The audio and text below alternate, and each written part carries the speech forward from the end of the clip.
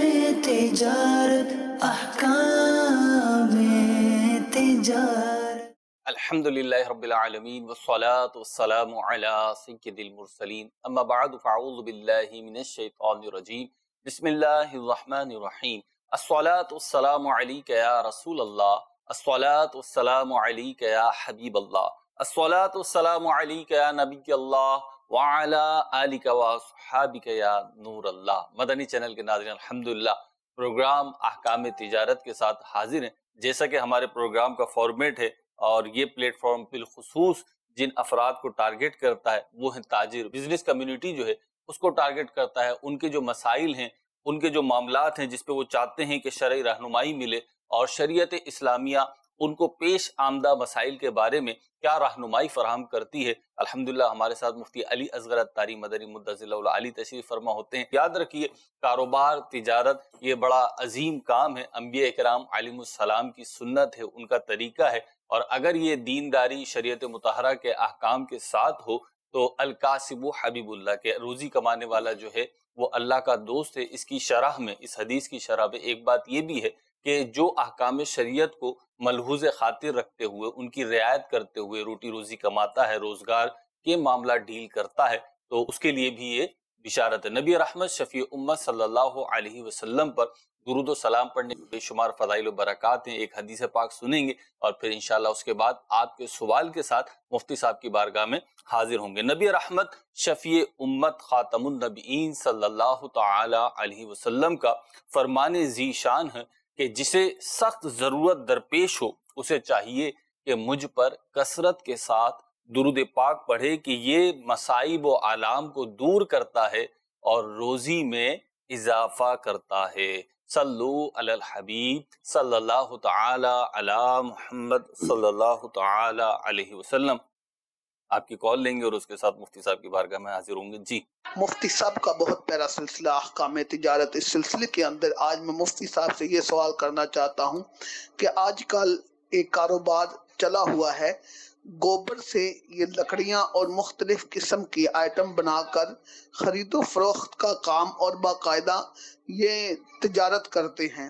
کیا اس طرح گوبر کو خرید و فروخت کرنا اور اس کا کاروبار کرنا اور گھروں کے اندر استعمال کرنا، اور کیا یہ جائز ہے، اور اس سے جو روزی بندے کو حاصل ہوتی ہے کیا وہ حلال ہوگی یا حرام ہوگی؟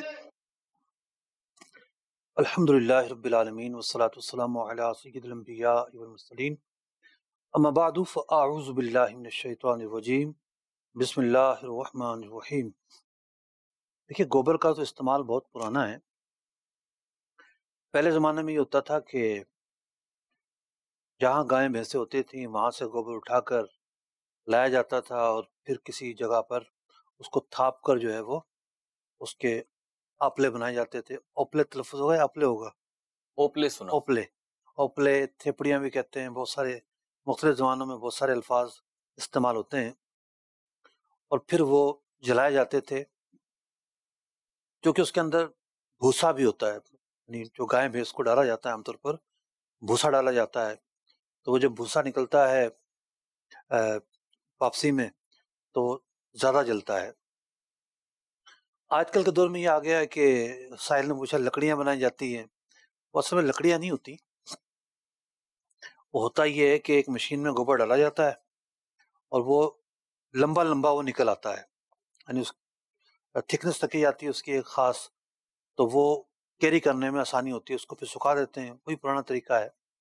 اور پھر جہاں پر دیگ وغیرہ پکائی جاتی ہیں اور لکڑیوں کے ساتھ اس کو جلا دیا جاتا ہے، تو اس کی جو خرید و فروخت ہے اس کے جواز پر پہلے بھی علماء نے فتویٰ دیا ہے، اور فی زمانہ میں بھی کوئی حرج نہیں ہے، اس کی خرید و فروخت کی جا سکتی ہے۔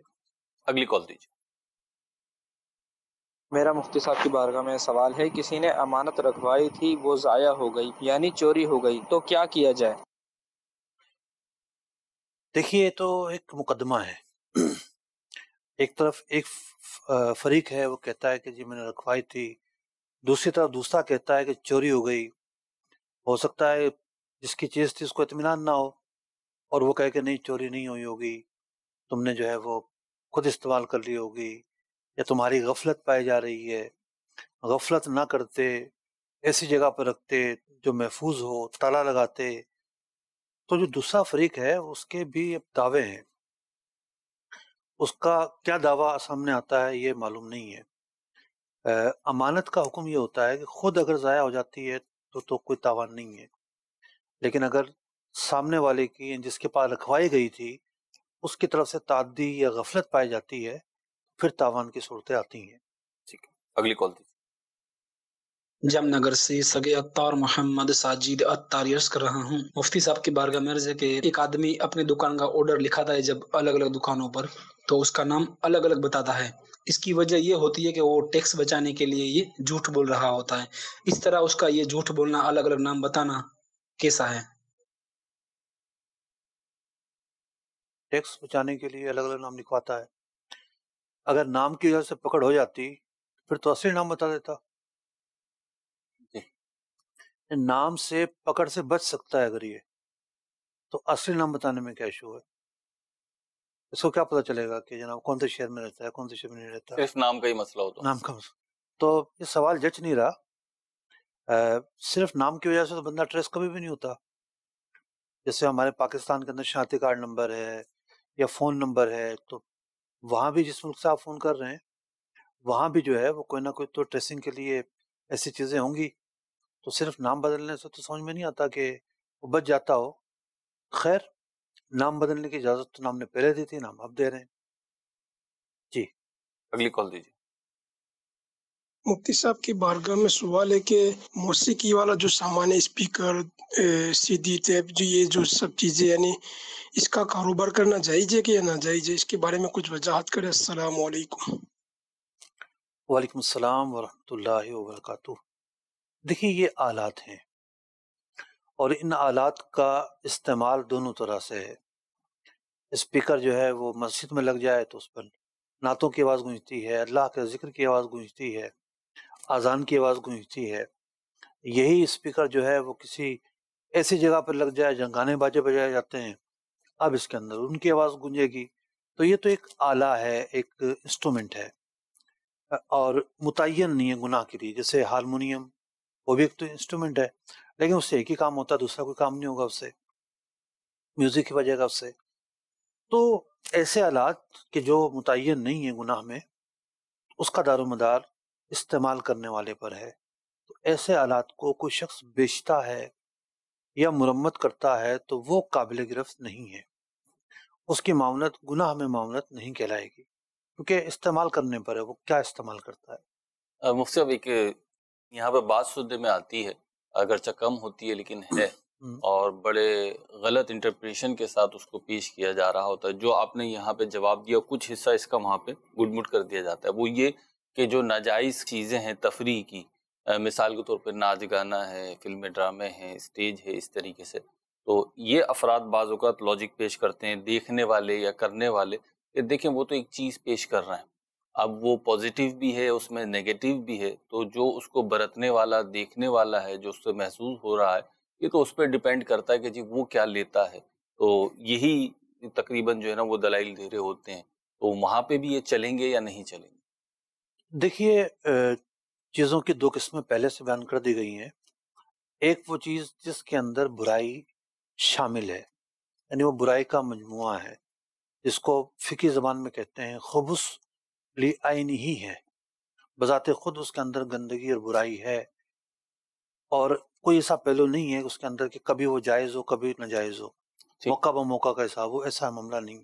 ٹھیک. تو ناچ گانے ہیں، عورت جو ناچتی ہے وہ کیوں ناچتی ہے؟ مطلب مردوں کے سامنے اگر عورت ناچتی ہے، شور کے سامنے ناچے تو چلے ہم بند کمرے کی تعبیر کر لیں گے.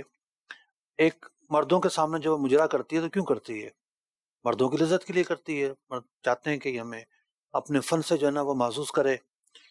یہ جو پہلو ہے یہ خبث لیا نہیں ہے، اس کام کے اندر اچھائی کا، بھلائی کا، درستگی کا کوئی امکان ہی موجود نہیں ہے، یہ ایک حرام کام ہے. تو بات یہ ہے کہ شریعت نے دائرے بیان کر دیے ہیں، لکیر کھینچ دی ہے کہ اس طرح کے کام ہوں گے تو یہ جائز ہیں، اس طرح کے کام ہوں گے تو یہ حرام ہے. تو اب ناچ گانا جو ہے وہ تو جائز نہیں ہو سکتا. ٹھیک ہے، کال دیجیے. جناب میرا سوال یہ ہے کہ جیسے الیکٹرک والے جو پہلے 100 روپے کا یونٹ پہلے 100 یونٹ جو ہوتے ہیں وہ دیتے ہیں 15 روپے کا، لیکن اس کے بعد جو 300 یونٹ سے اوپر جو بجلی استعمال کرتا ہے اس یونٹ کے پیسے وہ چارج کرتے ہیں 22 روپے. تو برائے مہربانی یہ بتائیں کہ جیسے جیسے یونٹ بڑھتے جاتے ہیں وہ اپنی قیمت یونٹ کی بڑھاتے جاتے ہیں. حالانکہ بجلی میں قیمت بڑھانے اور یوٹیلائز کرنے میں تو کوئی فرق نہیں آنا چاہیے. مہربانی کر کے ذرا اس میں روشنی ڈالیے. روشنی کیسے ڈالوں؟ وہ تو ہی بجلی والے لوڈ شیڈنگ کر دیں گے. روشنی کے لیے تو لائٹ چاہیے نا، بجلی چاہیے. خیر، آپ نے اوپینین کی بات کی ہے تو اوپینین بیان کر دیتا ہوں میں. بات یہ ہے کہ بہت ساری چیزیں ایسی ہیں کہ جہاں پر کوانٹٹی کی بنیاد پر کمی بیشی ہوتی ہے. جیسے موبائل کمپنی والے ہیں تو موبائل کمپنی والے کے بھی جو ہے مختلف پیکج ہوتے ہیں جی کہ بھئی آپ یہ پیکج لیں گے سستا ہے، یہ پیکج لیں گے مہنگا ہے. کسی پیکج میں 100 منٹ ملتے ہیں، کسی میں 500 منٹ ملتے ہیں. تو ایک طرح سے ان لوگوں کا بھی ایک پیکج ہے کہ بھئی 100 یونٹ کا ہمارا یہ پیکج ہے، زیادہ استعمال ہوں گے تو اس کا ہمارا یہ پیکج ہے. فقہی نقطہ نگاہ سے اگر میں دیکھوں کہ جو سروسز لینے کے اندر دیکھنا پڑتی ہیں، اس میں کوئی شرعی خرابی تو نہیں ہے، تو یوں تقسیم کرنے سے کوئی شرعی خرابی تو واقع نہیں ہو رہی، اور فقہی اعتبار سے تو یہ درست ہے. لیکن ایک عوامی اعتبار سے اگر ہم دیکھیں تو عوام نے تو بڑے لطیفے بنائے ہوئے اس پہ کہ جناب ایک کے الیکٹرک کا بندہ آیا یا واپڈا کا بندہ آیا تربوز خریدنے، اس نے کہا کہ 1 لوگ ہے تو اتنے کا دوں گا، اور 2 لوگ ہے تو میں اتنے کا دوں گا. اتنی زیادہ چیزوں پہ قیمت بڑھاتا گیا.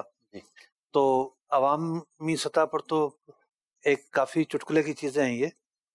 لیکن ایک کمپنی سروس دے رہی ہے، ہاں ایک کنزیومر کا یہ رائٹ ہے کہ وہ اس کے ٹیرف پر اس کی جو قیمتوں کا گراف ہے اس پر اعتراض کر سکتا ہے، اور کوئی بھی فورم ہے وہاں فورم پر جا کر اعتراض کر سکتا ہے کہ جی قیمتیں کم کی جائیں، زیادہ کی جائیں یا مساوی کی جائیں.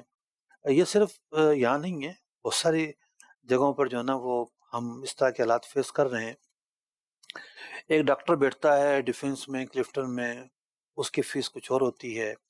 وہی ڈاکٹر بیٹھتا ہے کسی متوسط علاقے میں یا کچے آبادی میں، وہ نہ بھی بیٹھے تو او پی ڈی کی فیس کچھ اور ہوگی.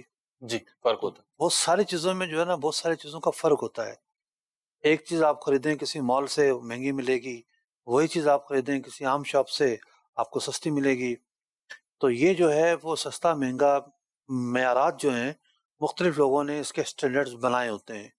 تو ان سٹینڈرڈز پر بات تو کی جا سکتی ہے، ریکویسٹ کی جا سکتی ہے کہ آپ کم کریں، زیادہ نہ لیں. اس میں تو ایک کنزیومر کا حق ہے متعلقہ فورم پر ریکویسٹ کرے، لیکن ناجائز تو نہیں کہہ سکتے کہ جناب کوئی ناجائز نظام ہے. ٹھیک ہے مفتی، میں یہاں پہ ایک سوال چاہوں گا، میں کر ہی لوں. بہت ساری مارکیٹس میں جہاں خرید و فروخت ہوتی ہے وہیں صورتحال بعض اوقات ہوتی ہے کہ لینے دینے کے دوران بالخصوص لینے والا جو ہے وہ گویا کہ یوں تاثر دے رہا ہوتا ہے کہ بھئی میں خرید تو رہا ہوں، میری مجبوری یا ضرورت ہے تو یہ چیز جو ہے میں پرچیز کر رہا ہوں، لیکن آپ میرے ساتھ زیادتی کر رہے ہیں، آپ مہنگا دے رہے ہیں یا جو بھی ہے. یعنی وہ قبول بھی کر رہا ہے لیکن من وجہین جو ہے ایک جہت سے جو ہے وہ راضی بھی نہیں ہے. ایسی صورت میں سودا کمپلیٹ ہو جائے گا جبکہ کسٹمر تو ناراض ہے گویا کہ. الا ان تراض منکم، خرید و فروخت کا جو بنیاد ہے نا، بیسک جو ہے جی وہ بیسک ہے باہمی رضامندی. صحیح. اب باہمی رضامندی ہوتی ہے تو سودا ہوتا ہے، ٹھیک ہے. ورنہ نہیں ہوتا. ٹھیک. مثال کے طور پر ایک شخص کو جو ہے وہ گھر چاہیے تھا کرایہ پر کارنر پر، جی اور اس کو کارنر پر نہیں ملا، کسی اور جگہ مل گیا. جی اب اس نے وہاں ایک ایگریمنٹ کر لیا، ٹھیک ہے. لیکن دل کے اندر یہ ہے کہ کارنر کا مل جاتا تو اچھا ہوتا. جی اب دل کی یہ جو کیفیت ہے جی یہ اس رضامندی کے خلاف نہیں ہے. ٹھیک. اس سے جو معاہدہ انہوں نے کیا وہ تو رضامندی والا ہے. صحیح. تو بعض اوقات ایک چیز کی قیمت ہوتی ہے اور گاہک یہ سمجھ رہا ہوتا ہے کہ مجھے مجبوری میں خریدنی پڑ رہی ہے، یہ ٹھیک. مارکیٹ میں شارٹ ہے. جی یا اسی دکان پر ہے یا میری تو جیب اجازت نہیں دے رہی چونکہ میری مجبوری ہے، مجھے نیڈ ہے، ضرورت ہے، میں خرید رہا ہوں.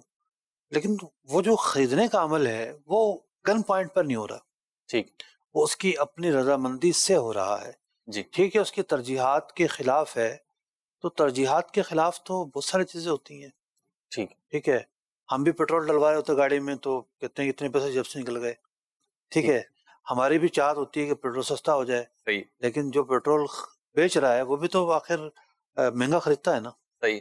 تو یوں چاہت اور چیز ہوتی ہے، رضامندی اور چیز ہوتی بیچنے والے کی بھی تو بعض اوقات یہ ہے. اس صورت نے ہوتی آفر کر دی ہے جی میں اتنے کا دوں گا، آپ چاہتے ہیں تو لیں، چاہتے ہیں نہ لیں. ہے. ٹھیک، کال دیجیے جی ابھی.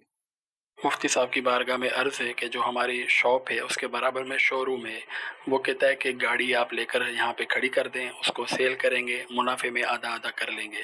جیسے 23 لاکھ روپے کی گاڑی لے کر وہاں کھڑی کر دی، اب وہ جب سیل ہوگی تو اس میں منافع میں آدھا آدھا کر لیں گے. یہ طریقہ درست ہے یا اس کی اور بھی شرائط ہیں؟ دوسرا، جب وہ سیل کرتے ہیں تو کبھی بروکر بھی کہتا ہے کہ میں سیل کروا دیتا ہوں، پھر وہ کمیشن تو ہوتی نہیں ہے، اس میں دیتے نہیں ہیں شو روم والے، تو وہ 23.5 لاکھ روپے کی بیچتا ہے آگے والے سے، پارٹی سے. 23 لاکھ روپے ہمیں دے گا، 50,000 وہ خود رکھتا ہے. تو یہ رہنمائی فرمائے کہ یہ درست طریقہ ہے یا نہیں ہے. جزاک اللہ خیرہ. دیکھیے ایک بات کلیئر نہیں ہے یہاں پر، آپ کی انویسٹمنٹ ہے یا نہیں ہے. اگر تو آپ پیسے ملاتے ہیں، گاڑی خریدتے ہیں، پھر اپنی دکان پر کھڑی کرتے ہیں، یا وہ جو دوسرا شخص ہے اس کے ساتھ آدھے پیسے ملاتے ہیں، آدھے اس نے ملائے آدھے آپ نے ملائے، ایک تو یہ صورت ہے. دوسری صورت یہ ہے کہ آپ صرف ایک مزدوری کر رہے ہیں کہ بھی اپنی دکان پر گاڑی کھڑی کر کے بیچ رہے ہیں، آپ کا کام صرف ایک اجرت والا ہے اور کمیشن والا ہے، آپ کی انویسٹمنٹ نہیں ہے. تو اگر پہلی صورت ہے کہ آپ نے گاڑی خریدی ہے خود ذاتی پیسوں پر، تو سارا نفع آپ کا ہوگا. دکاندار کا، جی، شو روم والے کا. شو روم والے کا نہیں، انہوں نے خریدی ہے نا، ٹھیک، شو روم کے برابر میں دکان ہے. ٹھیک، اور اگر آپ نے اس کے ساتھ پارٹنرشپ میں خریدی ہے کہ آدھے پیسے آپ کے آدھے میرے اور نفع ہمارا برابر ہوگا، تو تب بھی ٹھیک ہے، نفع برابر ہے آپ کا. مداربت یہ ہو نہیں سکتی کہ انویسٹمنٹ کسی کی ہو اور اس نے آگے پیسے تو دیے ہی نہیں آپ کو، وہ تو گاڑی دے رہا ہے آپ کو، تو گاڑی دینے کی صورت میں مداربت تو نہیں ہو سکتی. اگر کمیشن کی بات ہے تو بھی ابہام کافی ہے کہ کمیشن کی بات ہے تو پھر طے ہونی چاہیے کہ بھئی اتنی آپ کو کمیشن ملے گی، پھر آدھی آدھی والی بات نہیں ہونی چاہیے. ٹھیک ہے، وہ خود جتنا چاہے نفع رکھے، آپ کو بتا دے کہ اگر گاڑی آپ بیچیں گے یہ آپ کو اتنے پیسے ملیں گے، اس کو کتنا نفع ہو کتنا نہ ہو اس سے آپ کا تعلق نہیں ہے، یہ ہونا چاہیے. تو مثلا دوسری جو انہوں نے بات کی کہ یہ بقول ان کے کہ گاڑی کا کمیشن نہیں ملتا، بلکہ وہ 23 لاکھ کی گاڑی دینی تھی تو 23.5 لاکھ کی کسٹمر کو دے گا کوئی تھرڈ پارٹی بروکر، اور 23.5 لاکھ کا سودا کرنے کے بعد 23 لاکھ ان کو دے دے گا جو بھی آنر وغیرہ ہیں، اور 50,000 روپے بطور کمیشن کے خود رکھ لے گا. اس کا کیا حکم؟ دیکھیے کمیشن والی بات پہلے ہی مبہم ہے، ٹھیک، تو جو اگلا سوال تھا اس کا جواب میں نے نہیں دیا. ٹھیک، اگلی کال دیجیے جی. اگر کوئی شخص خرید و فروخت کرتا ہے اور ان لوگوں کو دیتا ہے جو کہ معلوم ہے کہ اسی طریقے کا ناچ گانے کی چیزیں استعمال کریں گے، مثال کے طور پر وہ اسپیکر وغیرہ کی خرید و فروخت کرتا ہے، پتہ کہ ناچ گانے کی چیزیں ہی یہ لوگ دیکھیں گے سنیں گے، تو اب اس کے لیے کیا حکم ہوگا؟ اور دوسری بات یہ کہ اگر کوئی ایسے لوگوں کو اجارے پہ دیتا ہے تو اس کے اجارے کے لیے کیا حکم ہوگا؟ السلام علیکم. وعلیکم السلام ورحمۃ اللہ وبرکاتہ. دیکھیے جو لوگ لے کر جاتے ہیں وہ بھی تو کئی استعمال کرتے ہیں نا، وہ بھی تو کئی طرح کا استعمال کرتے ہیں، یعنی نعت پہ بجا سکتے ہیں، ضروری تو نہیں کہ وہ گناہ کا کام ہی کریں گے، بالفرض گناہ کا کام ہی کرتے ہیں. تو چونکہ اس انسٹرومنٹ میں بذات خود کوئی خرابی نہیں ہے، یہ تلوار تو ہے نہیں کہ جناب اس نے جا کے قتل کرنا آگے، تو انسٹرومنٹ ہے یہ خود، اس کے اندر خرابی نہیں ہے. لے جانے والا کیا استعمال کرے گا یہ شخص بری ذمہ ہے، اس کا اس پر کوئی ذمہ نہیں آئے گا. اس کی مثال گھر کرائے پر دینے کی ہے کہ اگر کسی غیر مسلم کو آپ گھر کرائے پر دیتے ہیں تو وہ آ کے اپنی مورتی بھی رکھے گا، پوجا بھی کرے گا. فقہ نے کبھی بھی نہیں کہا کہ جی گھر کرائے پر دینا جائز نہیں ہے. وہ آپ نے ایک چونکہ ریزیڈنس کرائے پر دی ہے، اس ریزیڈنس کے بدلے میں آپ پیسے لے رہے ہیں، اب اس کا وہ کیا استعمال کرے گا وہ خود ذمہ دار ہے. تو آپ نے ایک لوہے کی بنی ہوئی چیز جو خود کسی گندگی پر مشتمل نہیں ہے وہ اس کو بیچی ہے، اب وہ کیا استعمال کرے گا یہ اس کا ذمہ دار وہ خود ہوگا۔ ٹھیک ہے مفتی صاحب، یہاں پہ میں ایک سوال عرض کرنا چاہوں گا، آپ کی بارگاہ میں پیش کرنا چاہوں گا، امید ہے مدنی چینل کے ناظرین کو اس سے فائدہ ہوگا۔ ایک طبیعت ہوتی ہے لوگوں کی بعض اوقات کہ وہ سوال کرتے ہیں اور ان کے ذہن میں پہلے سے کچھ نہ کچھ ایک خاکہ بنا ہوا ہوتا ہے کہ اب جواب اس ٹائپ کا آئے گا یا اس ٹائپ کا آنا چاہیے۔ اب جب وہ جواب نہیں ملتا تو جو بھی جواب مل رہا ہوتا اس سے ان کو اطمینان نہیں ہو رہا ہوتا، تو ایسی صورتحال میں کیا کریں؟ ایک شریعت کا واضح حکم بتا دیا ہے کسی بھی صورت میں ایک پرٹیکولر صورت میں بات نہیں کر رہا ہوں، شریعت کا جو واضح حکم ہے بھئی یہ فرض ہے، یہ حرام ہے، یہ جائز ہے، ناجائز ہے، اور نماز کے مسائل نے تو نماز ہو گئی ہے، لیکن اب وہ چاہیں گے کہ کسی نہ کسی طریقے سے ان کے ذہن میں جو خاکہ بنا ہوا ہے وہ مل جائے، ایسے افراد کے لیے آپ کیا رہنمائی دیں گے؟ دیکھیے عربی کا ایک لفظ ہے فروق، الفروق، ہوتا یہ ہے کہ درس و تدریس کے اندر یعنی جو مسئلہ میں بیان کر رہا ہوں، یہ جو فورم ہے یہ ایک طرح سے تعلیم ہے، ٹھیک ٹیچنگ ہے۔ جی اب جو ہمارے ناظرین دیکھ رہے ہیں، سن رہے ہیں، وہ سیکھ رہے ہیں۔ ٹھیک تو سیکھنے میں ہوتا یہ ہے کہ بہت سارے کویسچن قائم ہوتے ہیں، یعنی جو بیان کرنے والا ہے اس کے سامنے بھی کئی پہلو نہیں ہوتے۔ ہمارا ایک ورکشاپ تھا ایک مسجد میں، جی وہاں میں نے چیزیں بیان کی کہ نشہ حرام ہے اور نشہ جو ہے وہ نہیں کر سکتے، نشے سے بچنا ضروری ہے۔ تو ایک 16 سال مشکل سے عمر ہوگی، ٹھیک ہے، ینگسٹر لڑکا تھا بالکل، ٹھیک ہے، کھڑا ہوا، کہنے لگا کہ جو مریض کو بے ہوش کرتے ہیں کیا یہ کر سکتے ہیں؟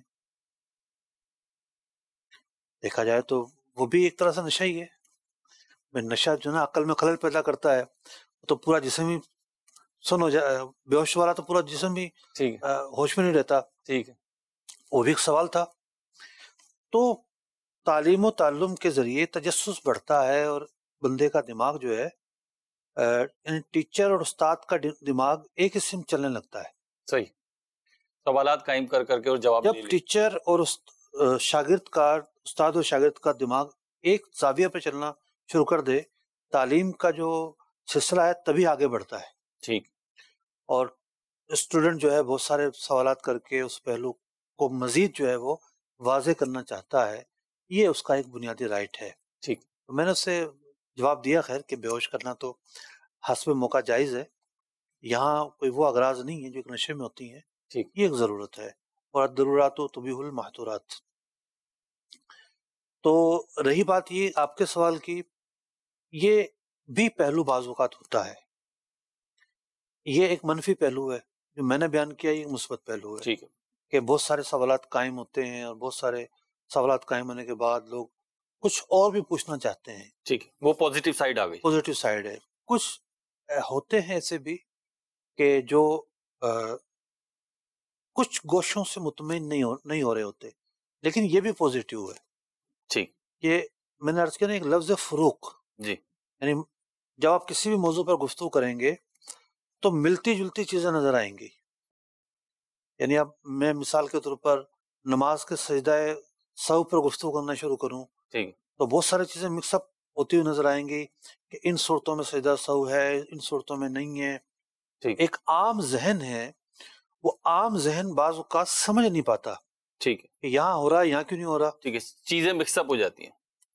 تعلیم کا یہ ایک ابتدائی سٹیج ہوتا ہے، ٹھیک، کسی بھی ٹاپک پر آپ بات کریں ابتدائی سٹیج میں یہی ہوتا ہے صحیح، کہ سامنے والے کو چیزیں مکس اپ ہوتی ہوئی نظر آ رہی ہوتی ہیں، پھر آہستہ آہستہ آہستہ جب 2-3 لیکچر اور ہوتے ہیں اسی موضوع پر، تب جا کے سامنے والے کو شرح صدر حاصل ہوتا ہے اور وہ ان چیزوں کو واضح طور پر سمجھ لیتا ہے، ٹھیک، یعنی یہ مختلف چیزیں ہیں۔ صحیح، تو پہلے سٹیپ میں اس طرح کے سوالات آنا فطری امر ہے، ٹھیک، کوئی انوکھا امر نہیں ہے۔ ٹھیک، چلیں جی اگلی کال کی طرف بڑھتے ہیں، دیجیے۔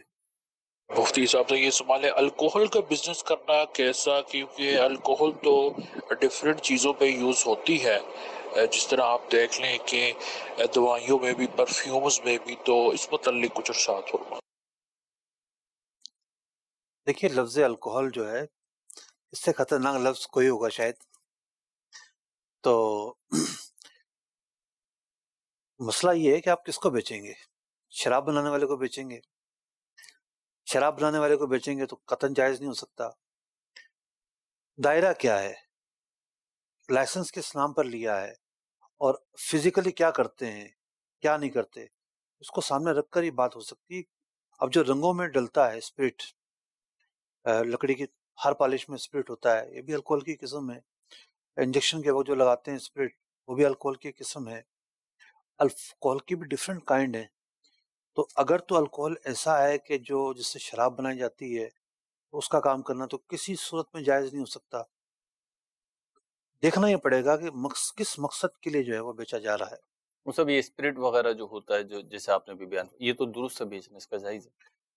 मैं ये अर्ज कर रहा हूँ कि एक सिर्फ 3 अल्फाज या 4 अल्फाज का एक जुमला इन्होंने कहा जी, उसके पीछे पूरी दुनिया है। वो तो बहुत भारी है आपने ठीक है ना? फरमाया। तो कहाँ इस्तेमाल होता है उसी की बात होगी। कोई शख्स हार्डवेयर की दुकान में बैठा हुआ है, उसने स्पिरिट रखा हुआ है, रंग वाले को बेचता है, जी रंग में मिलाया जाता है, जी, वो जायज़ है। ठीक है नशा करने वाले तो समद बांड की जो ट्यूब आती है उससे भी नशा करते हैं जी कराची में, जी जी आपने देखा होगा। जी बहुत सारे नशावर लोग मशहूर इनके बारे में, ये समद बांड से करते हैं। जी। तो इससे अगर कोई नशा कर रहा है, उसको पता है कि ये नशा करेगा, उसको बेचना तो जायज़ नहीं होगा। ठीक। आम कारीगर है जो रंगों में डालता है, उसको बेची जा सकती है। ठीक, अगली कॉल दीजिए। सवाल ये है कि एक भाई हैं, हमारे दोस्त हैं, वो मुलाजम पेशा है, नौकरी करते हैं, वो माल आगे सेल करते हैं, तो उस माल पे वो अपना कमीशन अलग से रख सकते हैं? माल पर कमीशन जॉब भी करते हैं? देखिए, माल की कमीशन वो क्यों रखेंगे, तो जॉब करते हैं, उनको तनख्वाह इस बात की मिलती है कि वो कंपनी का माल बेच रहे हैं, इस बात की उनको तनख्वाह मिल रही है। वो उस माल के मालिक थोड़ी इनको कमीशन लेंगे, तो उनका कमीशन लेना जायज़ नहीं है। ठीक, और मतलब अगर सैलरी प्लस कमीशन तय हुआ हो, कौन तय करेगा? मालिक ऑनर ही तय करेगा। ऑनर तय करेगा ना, जी जी, कि ये माल बेच कर आओ, ठीक है ना, और कंपनी तय करेगी, सैलरी में मिलेगी, कमीशन कमीशन में मिलेगा, और वो माल हो कंपनी का जो है ना कबाड़। ठीक है, तो कभी कंपनी के कबाड़ पर कमीशन मुकर्रर की है किसी ने? नहीं मुकर्रर की। प्रोडक्ट की चीजें होती हैं जी, उस पर आमतौर पर ऐसा होता है कि जी कंपनी एक प्रोडक्ट बना रही है और प्रोडक्ट जो है वो आप बेचें और आपको कमीशन और सैलरी मिलेगी, वो एक जुदागाना बहस है। लेकिन मिसाल के तौर पर कंपनी अपना स्क्रैप बेच रही है, पुरानी मशीनरी बेच रही है, जी, तो इस पर कहाँ कोई कंपनी कमीशन देती है अपने ग्राहक को? उमूमी तौर पे तो इस पे ऐसा कोई ऑप्शन नहीं है हमारे यहाँ। ठीक, तो आमतौर पर परचेजर जो होते हैं वो ये सेटिंग करते हैं कि जी आपको मुझसे खरीदना है तो कमीशन देनी पड़ेगी, तो ये रिश्वत की सूरत होती है। ठीक, अगली कॉल दीजिए। हमारी दुकान है किराने की, हमारे पास जो नोट होते हैं ना 10 वाले नवे नवे, हम निकाल लेते हैं, निकाल के तो हारने वाले नहीं होते उनको दे देते काफी कमीशन पर जायज, लेकिन जायज। दुकान किस चीज की है? किराना की दुकान है, परचून की, और जो कड़क नोट आते हैं, नए नोट आते हैं, वो अलग करके उनको दे देते हैं। देखिए, जो नोट के बदले नोट की खरीदो फरोख्त है, एक शर्त के साथ जायज है। जब आप नोट लेकर जाते हैं उनके पास, तो उनसे भी जो मुआवजा है वो हाथों हाथ वसूल कर लें, उधार ना करें। ठीक, यहाँ से आपने नोट दिए 1000 के, उसने दे दिया आपको 1100 रुपए या 1050 रुपए, तो ये सौदा ठीक है, दुरुस्त है, जायज है। लेकिन अगर एक तरफ से भी उधार है तो जायज नहीं होगा।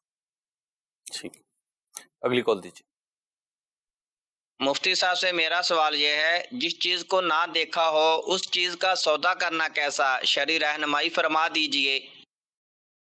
जी मुफ्ती। बहुत सारी चीजें ऐसी होती हैं कि जब सौदा हो रहा होता है बंदे ने देखा नहीं होता।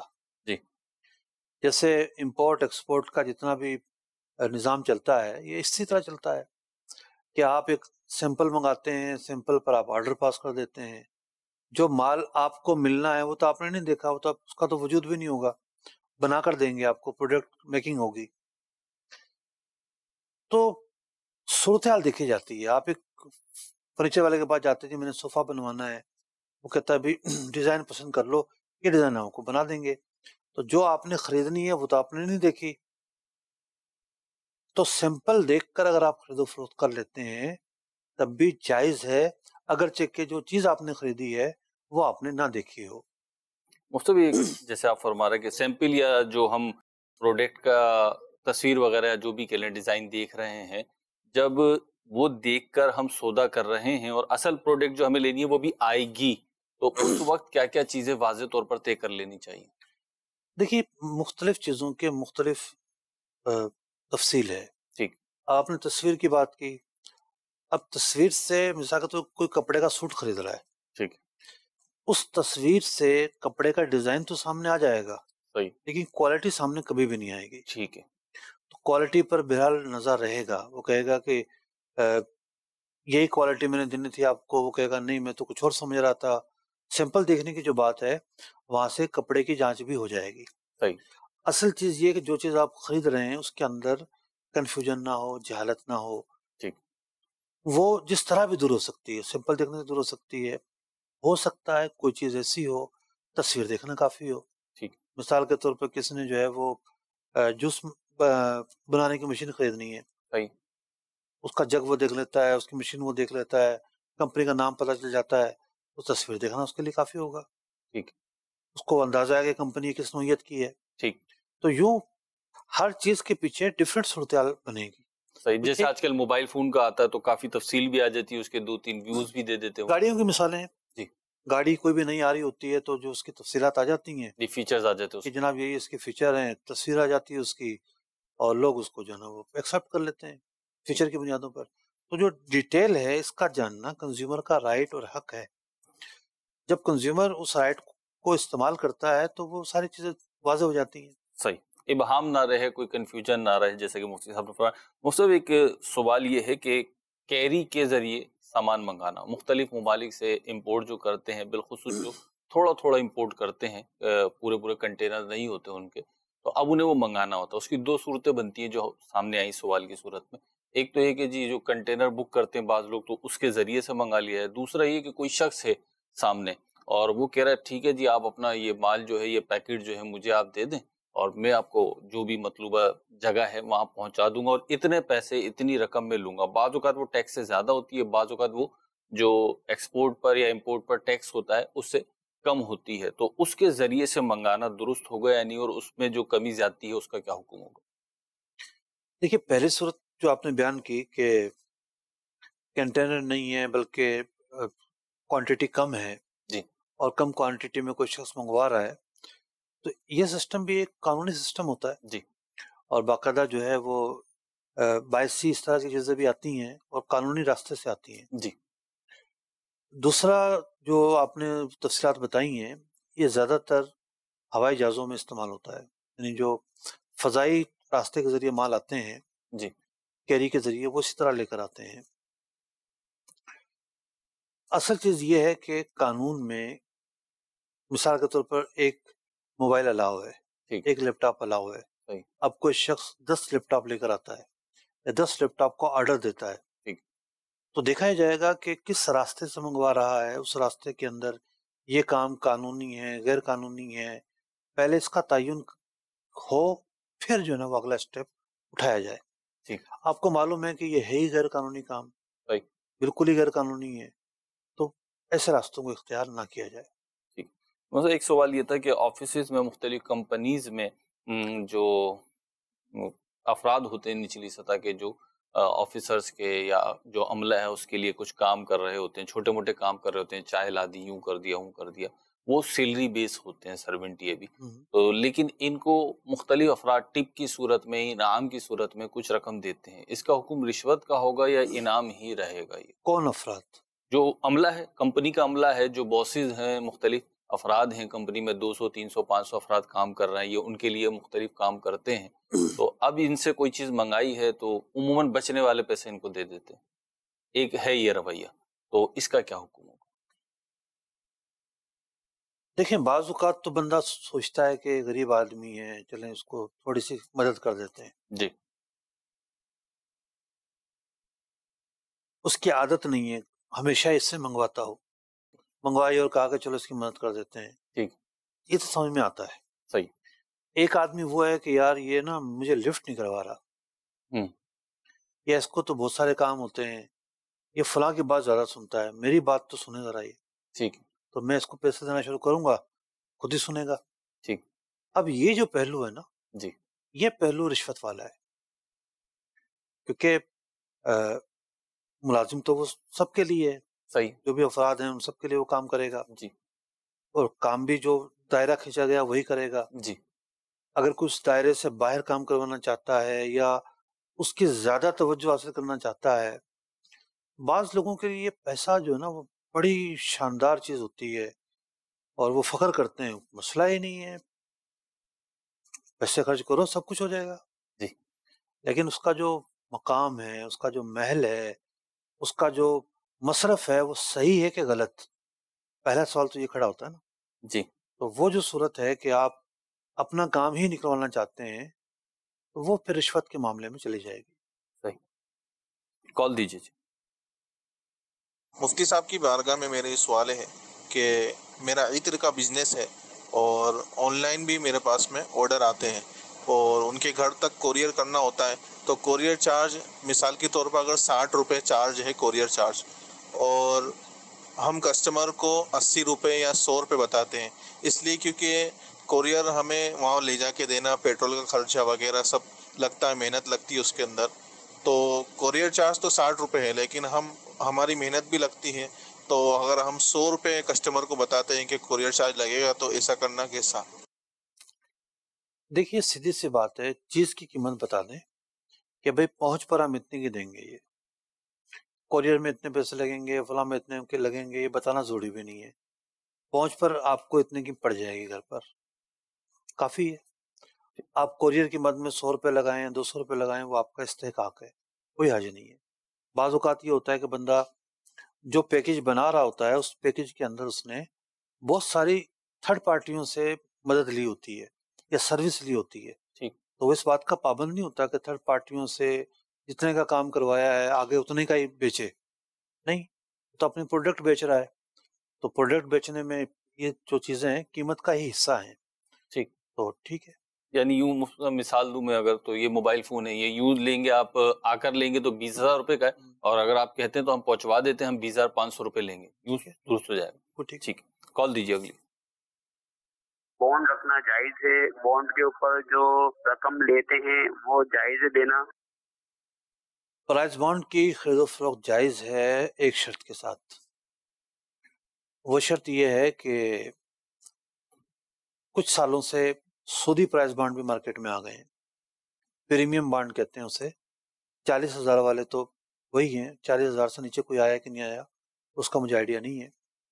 तो प्रीमियम प्राइस बॉन्ड ना हो, आम जो प्राइस बॉन्ड होते हैं जिसके लिए अकाउंट खोलना जरूरी नहीं होता, जिसका नफा जो है ना आपके अकाउंट में नहीं आता, आपने वो प्राइस बॉन्ड का पेपर खरीदा, पास रख लिया, बाद में बेच दिया, तो इस तरह का जो प्राइस बॉन्ड है ये खरीदा और बेचा जा सकता है, उसमें कोई हर्ज नहीं है। इनाम जो उसका निकले वो भी हलाल है। मुस्तफ़ा जैसे आपने बॉन्ड का फरमाया, तो बॉन्ड में एक सूरत बाज़ औक़ात ये देखी, किसी ने पूछी भी कि भाई बॉन्ड किसी ने दिया, कस्टमर ने बॉन्ड दिया, अच्छा इत्तेफाक से वो दुकानदार ने चेक किया तो उसमें इनाम निकला हुआ था, वो प्रीमियम बॉन्ड नहीं, सादा जो हमारा प्राइस बॉन्ड है उसकी बात हो रही है, इनाम निकला हुआ था पिछली तारीखों में, तो अब इस इनाम का कौन हकदार होगा? अब फैसला करेंगे अंडा पहले बना या मुर्गी, तो इसका जवाब भी आ जाएगा। यानी मसला ये है कि ये सवाल बड़ा अच्छा है, ठीक है, लेकिन सवाल मुश्तमिल है दावे पर। सही, ठीक है, वो कहेगा कि भाई मैंने तो खरीद लिया, अब इसके मुनाफे का मैं मालिक हूँ। ठीक है, वो कहेगा कि नहीं ये तो पहले से लगा हुआ है, पुराना लगा हुआ है। तो हमें जाके कोई ना कोई उर्फ देखना पड़ेगा लोगों का कि इस तरह का जो मामला है उसमें उर्फ क्या होता है, सही, डील किस बुनियाद पर होती है, किस तरह होती है, तो ये बहुत पेचीदा मसला है। सही, यानी वो जो अंडा मुर्गी वाला जो मसला है ना, जी जी, उसी तरीके का पेचीदा मसला है ये। ठीक, मुस्तफ़ा ज़ीक़द लग गया और अगला महीना ज़िलहज है, मैं चाहूँगा कि एक चीज़ की वजाहत हो जाए ताकि उसके फिर शॉर्ट क्लिप भी निकल के मार्केट में आ जाए और लोगों तक पहुँचे। वही कि कुर्बानी वाजिब होने के लिए और ज़कात वाजिब होने के लिए आपने पहले किसी सिलसिले में फरमाया था कि निसाब अलग अलग है, तो उसकी कुछ वजाहत हो जाए कि कुर्बानी किस शख्स पे वाजिब होगी? देखिए गनी के 2 दर्जे हैं, 3 तरह के लेयर्स हैं।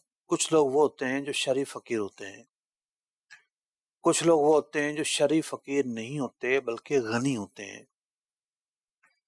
اور ان پر قربانی واجب ہوتی ہے، صدقہ فطر بھی ان پر لازم ہوتا ہے۔ کچھ غنی وہ ہوتے ہیں جن پر زکوٰۃ بھی واجب ہوتی ہے۔ زکوٰۃ کے معاملے میں ہم عام طور پر جو ہے وہ سونا چاندی اور مال تجارت کو دیکھتے ہیں، ٹھیک ہے، جانور ہو گئے چرائی کے، اسی طریقے سے پرائز بانڈ ایک طرح سے مال تجارت کے ضمن میں آ جائے گا۔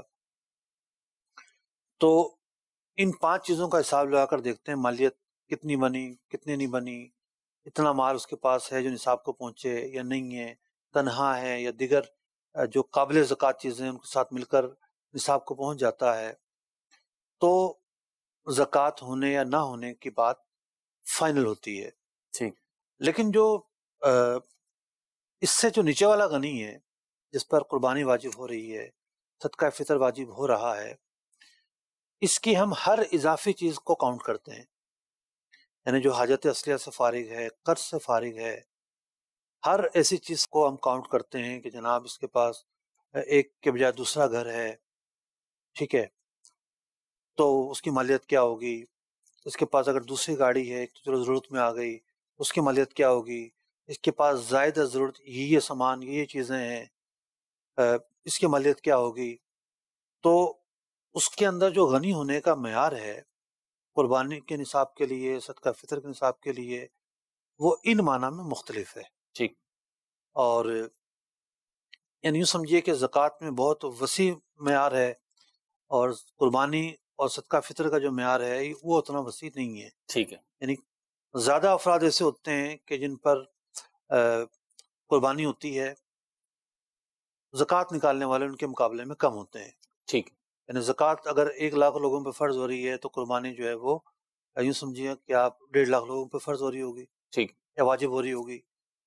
تو اب جو قربانی کا نصاب یہ کیسے بنے گا؟ قربانی کا نصاب 52.5 تولہ جو چاندی ہے، 52.5 تولہ چاندی کا جو نصاب ہے وہ معیار ہے کہ اس چاندی کی مالیت پر مشتمل، یعنی چاندی ہو یا چاندی کی مالیت پر مشتمل جو ساز و سامان ہے، ایکسٹرا زائد ضرورت، وہ کیش ہوں، وہ کوئی اور چیز ہوں، ایکسٹرا پلاٹ ہے، ایکسٹرا گاڑی ہے، تو ان چیزوں کو شمار کرتے ہوئے دیکھا جائے گا کہ اس مالیت کو پہنچ رہا ہے یا نہیں پہنچ رہا ہوگا تو پھر قربانی کرنا واجب ہو جائے گی۔ اسے ایک ویڈیو کال ہے ہمارے پاس، بول لیتے ہیں۔ ٹھیک ہے، میرا علماء اکرام سے یہ سوال ہے کہ ہمارے یہاں بہت سارے تاجر برادری بہت ساری چیزیں بیچ کے وہ پھر واپس جو ہے نا 10%، 20% یا 40%، کوئی 50% پہ کسٹمر سے واپس لیتا ہے۔ ایک تو اس کے متعلق مجھے یہ پوچھنا تھا کہ یہ حلال ہے یا حرام ہے، اور دوسرا سوال میرا یہ تھا کہ ایک چیز ہوتی ہے وہ 2000 روپے کی آئی ہوئی ہوتی ہے اور وہ 12000 روپے کی بیچ دیتے ہیں، تو یہ ظلم ہے یا حرام ہے؟ یہ 2 سوال ہیں میرے، اور ان کا مجھے جواب چاہیے تاکہ ہم لوگوں کی، میری یا میری طرح اور جو لوگ ہیں اور تاجر برادری ان کی اصلاح ہو سکے۔ جی دیکھیے جو پہلی صورت انہوں نے پوچھی ہے، جی، تو ہوتا یہ ہے کہ ایک الیکٹرانک کی دکان ہے مثال کے طور پر، جی، ایک آدمی بڑی خوشی سے ایک چیز لے گیا، اب استعمال کرنے کا وہ بیچنے آیا ہے، استعمال کی ہوئی چیز کے متعلق انڈرسٹوڈ ہے کہ بھئی ہم واپس نہیں لیں گے، صحیح، کوئی بھی شخص جو ہے موبائل واپس نہیں لیتا، صحیح، ڈبہ کھول لیا تو وہ دکان کے اندر، ڈبے سے کھلنے کے بعد ہمارا عرف یہ ہے کہ واپس نہیں لے گا وہ جی ایسے ہی، چیزیں استعمال کرنے کے بعد، فریج ہے، ایئر کولر ہے، اے سی ہے، کوئی اور الیکٹرانک چیز ہے، واپس نہیں لے گا۔ جی ایسے ہی، اب کسٹمر آ جاتا ہے کہ جی مجھے تو ضرورت نہیں ہے، یا میں نے شوق میں خرید لی تھی، تو اب ایسا نہیں تھا کہ دکاندار نے کہا ہو کہ تم واپس لے آنا، میں خریدوں گا ہی خریدوں گا، نہیں، اب جب وہ آیا ہے بیچنے کے لیے تو دکاندار ایک آفر دے دیتا ہے، ٹھیک ہے میرے پاس کوئی پرانے چیزوں کے خریدار بھی آ جاتے ہیں، صحیح، تو میں اب اتنے کی خریدوں گا، ٹھیک ہے، جیسا کہ موبائل بیچنے والا پرانا موبائل بھی تو بیچ رہا ہوتا ہے نا، جی، تو وہ کہتا ہے کہ جی میں اب اتنی خریدوں گا، یا اس نے مثال کے طور پر پہلے ہی اس نے پرانا موبائل بیچا ہو، صحیح، کسٹمر ہفتہ بعد دوبارہ آ گیا ہو، صحیح، تو اب یہ ایسا نہیں ہے کہ کوئی ڈیل کینسل ہو رہی ہے ان کی، ٹھیک، پرانی ڈیل کینسل ہو رہی ہے اور وہ ریپلیسمنٹ ہو رہی ہے، ایسا نہیں ہے، ٹھیک یہ اب ایک نئی ڈیل ہو رہی ہوتی ہے. ٹھیک ہے. تو نئی ڈیل کرنے میں دونوں پارٹیاں مجاز ہیں. یہ چاہیں تو سستا بیچیں, چاہیں تو مہنگا بیچیں. دکاندار ایک آفر کرے گا, اس آفر کو اگر وہ ایکسیپٹ کرتا ہے تو اس کی مرضی ہے, نہیں کرتا تو نہ بیچے. ٹھیک ہے. لیکن اگر پیسے کیش ادا کر دیے تھے جی. تب تو کسی قسم کا کوئی ایشو نہیں ہے. صحیح. پیسے ہی اگر ادھار تھے پھر کچھ جگہوں پہ پرابلم ہو سکتی ہے. ٹھیک ہے. وہ صورت ایک الگ ہے. صحیح. ان کا جو دوسرا سوال تھا کہ ایک بندہ جو ہے وہ 2000 کا مال لاتا ہے اور 12000 کا فروخت کرتا ہے. دیکھیے اگر تو کوئی قانون بھی اسے نہیں روک رہا تو اس کو ناجائز تو نہیں کہیں گے. بہت ساری چیزیں ایسی ہوتی ہیں اس میں بہت نفع ہوتا ہے, بہت نفع ہوتا ہے. خاص طور پر جب آپ مینوفیکچرنگ کرتے ہیں, کوئی چیز پروڈکٹ بنا کر تیار کرتے ہیں تو وہ پڑتی کتنے کی ہے اور بکتی کتنے کی ہے. اس کا حق ہے کہ وہ چیز سستی بیچے یا مہنگی بیچے, لیکن لوگوں پر آسانی کے لیے خاص طور پر اگر اس چیز کا تعلق فوڈ سے ہے, بنیادی ضروریات سے ہے, تو پھر اس کو سستا بیچنا چاہیے. ایک ترغیب ہے, بہتر سستا بیچے, مسلمانوں پر آسانیاں ہوں, یہ نیت کر لے تو ان نیتوں کی وجہ سے اس کو ثواب بھی بہرحال ملے گا. مدنی چینل کے ناظرین, ہمارے پروگرام کا وقت تو اختتام کو پہنچا. دیکھتے رہیے مدنی چینل. صلو علی الحبیب صلی اللہ تعالی علی محمد صلی اللہ تعالی علیہ وسلم. احکام تجارت, احکام تجارت.